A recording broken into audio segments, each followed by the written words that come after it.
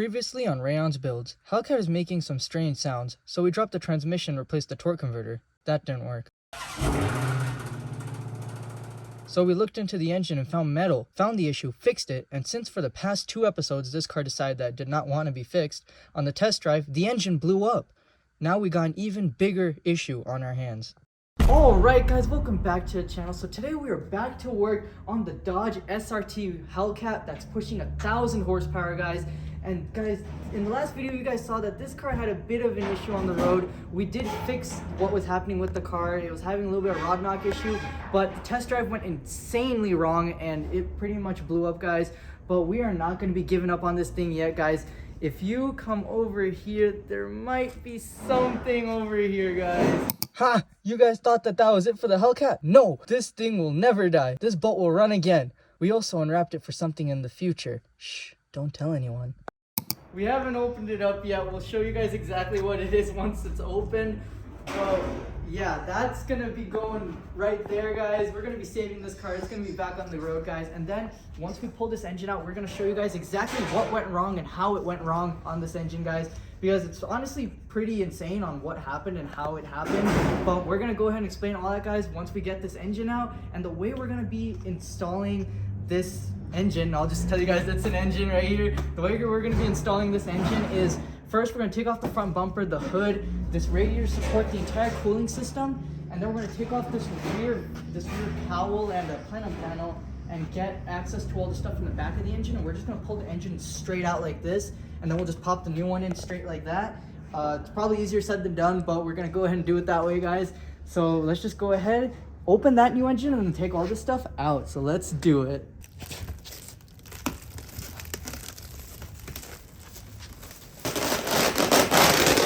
Satisfying. I honestly wonder how they wrap this thing up. I don't know what this thing looks like. It looks like a giant 8-ball. It looks like a giant turkey. I know. Dude, some machine went to work to package this thing up. I don't really. You think it was packaged by a human? It looks like a machine might have done it. No, it was definitely not. It was definitely one of those machines that spins it like really fast, like. Guys, he's currently unwrapping this engine right here. Speaking of unwrapping, guys, we also did unwrap this car. My brother's completely changing the color on this car, guys. He's gonna be changing it to this. Is this satin black? Matte. This is matte black. He's gonna be changing it to matte black. I thought he was doing satin, but that's why the hood is satin. So he's gonna be changing the car to matte black. It used to be this pink color right here, guys. And you might be noticing that the clear coat might be a little bit peeled around in some areas. That's because you need to give paint about 3 months to cure completely before you wrap it. We only give it 2 months, and I knew that this would happen, but that's okay, guys. We'll just go ahead, wet sand it, and we can go ahead and wrap it with the new color. And it's not really that big of a deal. When we want this car to be purple again, we can just repaint it later. But yeah, now we got to get this engine open. Yeah, I can tell that that's the front of the engine, because right back here, see some threading on a screw. That's definitely for the headers in the back of the engine. Dude. Take a look at that. Dude. This thing's bigger than you.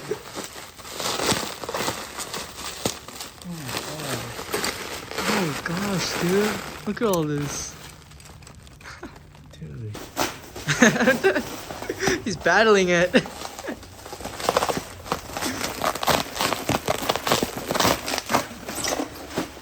this is so wild. Dude. Dude. Holy smoke. Dude. This thing is huge, bro. Dude, that's a unit right there. Look at how big it is compared to me. Dude, look how big it is compared to your engine. It's about the same, but just the supercharger adds a lot of size on the And top. a lot of horsepower. Because this is like about like this right here. This is just the V8 right there. And then What? Guys, this engine's insane. This thing is here's the crusty. coil pack. Look at these crusty dusties. Here's the coil pack I was telling you about that we need to replace. Oh, really? Wow.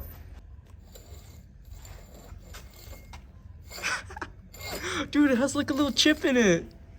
Chip. Chip. Call him Chip. Dude, This is terrible. this stuff's like alternator. Yeah. Dude, stuff sounds like it's been through a sandstorm. It's all crusty. Well, these are all engine accessories. We can switch all these over. Yeah, I suppose that's... And we will switch all these over. Dude, look at this. The wires are like all destroyed. Look. What the heck? And look at this hose, dude. Look inside. How long has it been since this thing has even spun? Dude, everything. I think that like when I just spun this, I think that's the first time this thing has been spun. And it's like, Anybody home? Can we see in there? dude, that intake is enormous. Hold on. Gosh. You got a flashlight? Oh, wow, look at that. All right, guys, so one quick thing right here that makes this car's engine push nearly 1,000 horsepower. It's Kong ported, so this supercharger was sent out to Kong. So they basically machined the inside of it, and then it makes it a bigger opening, so it can take in more air. So that's been ported out, and then this pulley is actually smaller diameter, so this is about 2.5 inches, hence why it has the green belt. So if you look, this pulley right here is just a tad bit bigger than this here. So if you come over here and look at this one, Yeah, now we have another engine to reference it to. this is way bigger. Yeah. So since this is bigger, you know, in math class they teach you guys, you know, about how kinetic energy it moves differently because of the different size pulleys and gearing ratios and stuff. Anyways, since this is smaller, the easiest way you could think about it is that since it is smaller, it's spinning much faster, because when it's larger, there's more of a diameter for it to clear in order for it to do one full rotation. So if it's smaller, it takes less of a rotation for it to fully complete a turn. So it's spinning much faster. Yeah. So basically, look at how much bigger this is than that one. And so that's spinning probably about twice as fast. Yeah, it's actually pretty tiny. Yeah. But this pulley is changed. This is ported. So ported, a pulley, and then cold air intake. That's what we have here. Yes, that is exactly what we have. And a straight pipe that we did aftermarket. Straight pipe, Lets it breathe a exhaust, little and, better. Yeah, so a lot more horsepower just with those add-ons. This bolt that comes on the factory is actually really, really tight. I've seen people use impact guns because it's literally just a cover here. So you pop this cover off, and then there's a big bolt. And I've seen people like try to remove it with the impact wrench, and like it's really difficult to remove just because of how tight it comes from factory. Yeah. So But we don't need luckily, to worry yeah, about luckily that. we don't Yeah. have to worry about that. We're just gonna you know, put there and we're just gonna switch to superchargers because we want to keep that high horsepower or higher horsepower. Dude, that's crazy. Look, it's missing a belt too, so we can just use all the parts we want from this engine. It's all fresh looking. Guys, look at the back of this engine. I bet this is something people don't see often, is a back of a Hellcat engine. So we're gonna figure out how to, you know, find all of the areas where this would get picked up from, because we have to figure out where to pick this thing up from so we can put it in the car. See, it's so nice to have another engine to work off of while taking that off, because it still has the whole harness on it, and you don't have to, now we know what we have to unplug so we don't unplug too much. Dude, this thing is massive.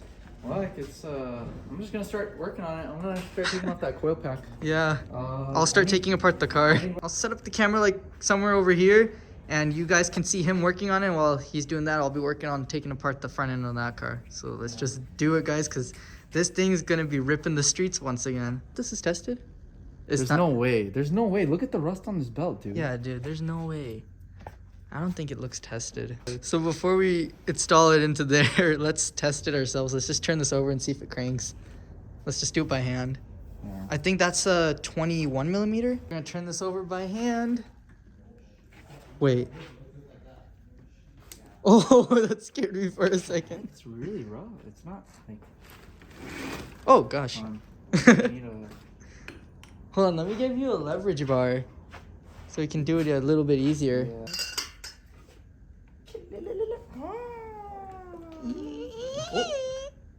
What? What? It's fighting me. It's fighting you? Look. What the heck? Let me see if it spins all the way back here. Yeah, it's spinning. It's like bouncing back up. I've never seen that before.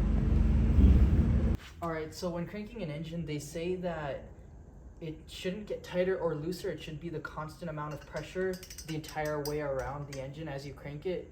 So just about the same amount of force, you know, it shouldn't get harder to pull it or easier to pull it. It should be the same, and then it shouldn't make any funny noises. It gets tighter as you get to the bottom of it though, which is weird, and then it kind of bounces up just a little bit. It used to bounce up a lot more though. Weird. It's really weird. And it got easy right there for a second. It got easy there. And it's tight again. That's really weird. I don't know why it's doing that. What could that mean? I don't know. Ah! It's probably compressing like air and kind of holding everything. So it's all normal? If you take this, I would say so, yeah. Pull the spark plugs out, turn it over. That time, if all the spark plugs are, it should turn over, you know, like the same amount of resistance, you know, nonstop, and it definitely shouldn't go backwards. But if the spark plugs are in, it's gonna give you some resistance, and then I could see it maybe even pushing it a little bit back because you're compressing air into the cylinder. Bye-bye. So what I'm seeing is that the reason it doesn't fight back when it's in the car is because everything's hooked up. There's no way for air to actually get in there, but it's all open. There's a lot of open odds and ends all over the place here, so air is able to get in when we turn it over, so it's compressing air. So that's why it's like kind of bouncing back and being a little inconsistent. So I think we're good. Yeah. All right, so let's go ahead and start tearing this thing apart. You're gonna start. Helps to have friends in high places. Yeah, we know an engine guy, so we actually met him because of what happened to the car. Yeah. Because of we know more people that know engine stuff now because there's 2 machine shops here locally that do actual like machine work and stuff with engines. There's not a lot of people that actually want to take apart an engine and work on like the internal components of an engine. Normally people just tell you to replace the whole engine. So Yeah. you're doing work like this, it helps to know people that know about engines. Yeah, get a second opinion. It's always good. All right. Where do we begin now? Where do we begin? All right, so I guess I could do the coil pack. I'm gonna start by taking off the front bumper with these headlights. Just start tearing apart this whole car, guys, and opening up the front of it. Basically getting this car's front end looking like this right here, where you can just see the engine, so it's easier to pull out. Once I get the back end of that stuff off there, the plenum panel and the cowl, then I can use this engine for reference to see what I need to unplug and unhook. Like the heater lines right over here. It's super helpful to actually know that those are right there. But yeah, let's go ahead and start tearing this thing apart and getting this one ready for installation too. A lot of this stuff is pretty worn out, so we're gonna replace a lot of it. The only differentiating factors between this engine and my engine is the damaged stuff. So damaged stuff that's relatively easy to replace. Except for the damage that's on the inside. Yeah, that is something this engine doesn't have. Tripped on that.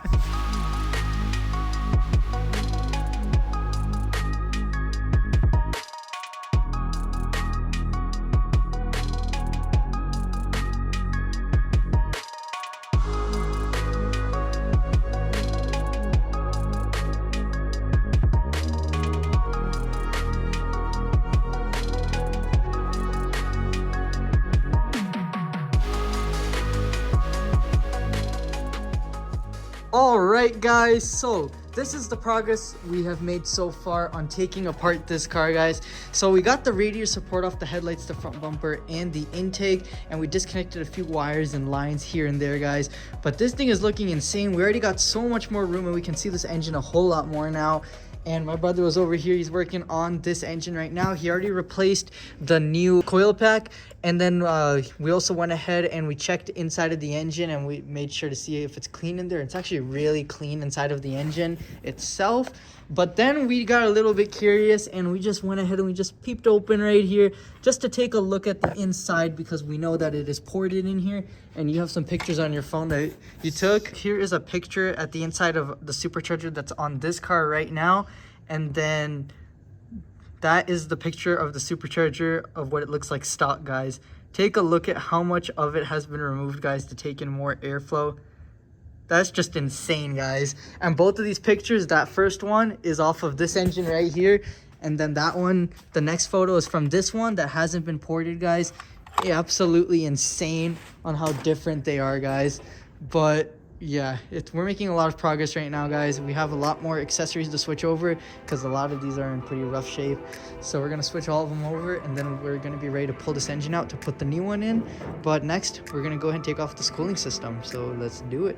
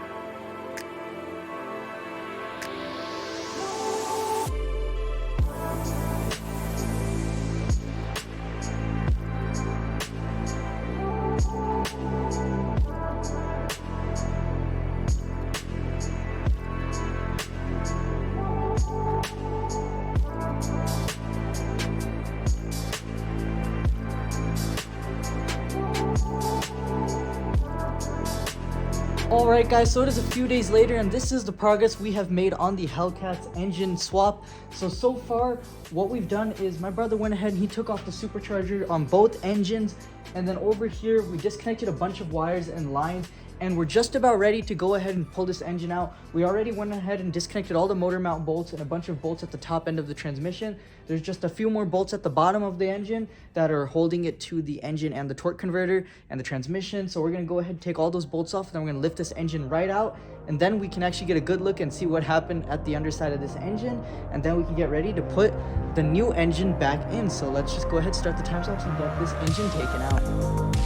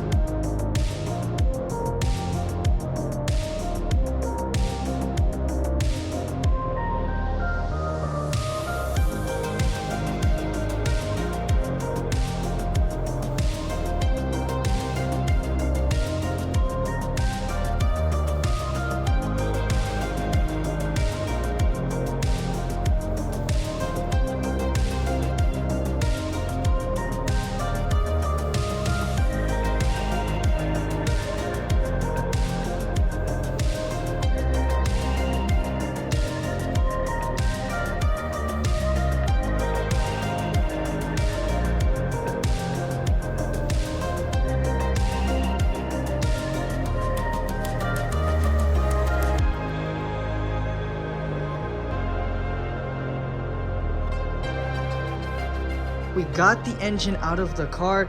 Basically, all we had to do was we had to disconnect some lines in the back right here, as you guys can see. And then there's a bracket for the transmission cooler lines. We just took that bracket off, and then the lines can stay in the car. And then there's the transmission right there. These bolts were pretty easy, but obviously they're tight too. So we got the top ones from the top of the engine up here, and then we got the rest of them from the bottom. Disconnected the cats. That's the brand new torque converter from our red eye Hellcat right there, so that thing can definitely take some more power. So we got that brand new torque converter right there that we had installed in the previous videos. And then right over here we have the new engine, and then right here is the old engine. So looking right over here, guys, you can see there's a hole in the block right over there. That's the only hole on this side of the engine. And then on this side of the engine, there's a bit of a bigger hole right over here. So that's basically all the damage that there is, except for obviously there's internal damage in there too. But that's literally the only holes on the block. It was only in the back area, which is where we replaced those rod bearings. So essentially what happened and what caused this hole and all this stuff to be broken down like this is because we actually used this site to get the torque specs off of, and the site provided the torque specs for this engine, and the specs were 15 foot-pounds plus a 90-degree turn. And obviously that's what we tightened it to, and then this happened. So after this happened, we were like, what went wrong? We torqued everything to spec. So we contacted Direct Connection, which is partners of Dodge that help engineer certain parts for these cars. And they actually told us that the correct spec is 30 foot-pounds plus 90 degrees. So the site that we were using has all the incorrect specs on it. It's honestly really bad that this site even exists because it has all these bad incorrect specs on it. We checked a bunch of other specs for a bunch of other components for a bunch of different brands of cars, and they have incorrect specs everywhere. And then our dad even did a domain rating like inspection on this site to see what the rating is on this domain. They have a 2-star rating, guys. So the site that I'm talking about is actually dodgespecs.com. I don't know if I'm supposed to say what site it is, but that's the site we used, and those are the incorrect specs, guys. So using the incorrect specs is what got us here, because in our heads at the time, we thought that we were doing everything by the book, and then this just happened out of nowhere, guys. It's literally instant, because this stuff operates at like crazy RPMs, and things just happen like that. And that's essentially what happened here, guys. But there's not much we can do now except pop in a brand new engine, guys, because this engine is pretty much done now. But at least on the bright side, we don't have to worry about those rod bearings wearing out. Also, I did want to mention the reason to us having to replace the rod bearings is I'm not sure what caused the rod bearings to go out in the first place. Whatever it was that caused these rod bearings to go out was done by someone else previously. If you guys look really closely at this bolt, you can see that like it's kind of shaved over itself as if they were like impacting it really tight or trying to loosen it. But you can see like there's a little lip of like metal on these edges of the bolts that have been like, the metal's kind of been like scraped up above it. And then the other thing I noticed is when I was taking out this oil pan the first time, there's actually sealant there's like gasket maker on this oil pan, and when you already have a rubber gasket on a car, they don't include gasket maker on top of that. It's you either get gasket maker or you get a gasket. So somebody's already been here, and just so you guys can see on the new engine, you can see just gasket, no gasket maker. But another cool thing I want to show you guys is right over here. There's two Hellcat Superchargers right here, guys, and that is the one from the new engine. We're not using that one. We're using this one. This is from our original engine. It is okay. And if you guys take a look at this one, underneath this supercharger, there's actually like some insulation, like some heat shielding and stuff under this one provided by the people that have worked on the supercharger, Kong Performances, who made this supercharger, guys. And they actually went ahead and they put heat shielding under this one because this supercharger probably gets a lot more hotter than a stock one because it is ported. And then the other thing they did is they even had to put lifters under this supercharger, like lift spacers under the supercharger to raise it up a little bit so that there is room for the extra heat shielding at the bottom. And they also included longer screws than stock ones, guys. And these are the pads, guys, the lifter spacers that they had put under the supercharger. It's pretty cool just to give it some extra room under there. As far as this blown engine goes, guys, I'm not sure what we're gonna do with it. Probably sell it for parts or something. Not too sure what we'll do with that, but we did get that engine out, guys, and now we're gonna go ahead and put the new engine in, guys, in the next video. Oh, should have leaked out. Oh, wow. Dude, look at that. Look at all those holes. Dude, look at all this. Cylinder 6 and 5 look good, and 1 and 3 and 3. Dude, the cylinder isn't cylindering anymore. Dude, look at this. The cylinder's not cylindering anymore. Where's the cylinder? It's right there, dude, right above the big old hole in the block. What is in the middle? What's in the middle? There's a hole in the middle. There's a hole in the middle? Yeah. Oh my gosh. That's the cam. And the rollers. And they're scored. Oh, and this one too. This cylinder too. Oh, it's chipped in the... Look at this. Oh guys, that is gonna be a wrap for today's video. We got tons of work done on the Hellcat today, guys. Thank you so much for watching. And stay tuned for the next one, guys, where we're going to pop this engine into the car and hopefully start it in the next video. But that is all for today's video, guys. Thank you so much for watching. And if you're not following the Instagram already, guys, go ahead. I'm going to have a link down below. Drop a follow if you check it out. There's behind the scenes on there. And there's already sneak peeks and behind the scenes posted of this car on there, guys. So go ahead, check that out. Guys, if you're liking this Hellcat build, go ahead, go down below, hit that like button while you're at there, shine the subscribe button that you should click. But that is all for today's video, guys. Thank you so much for watching, and I'll see you all in the next one. Bye.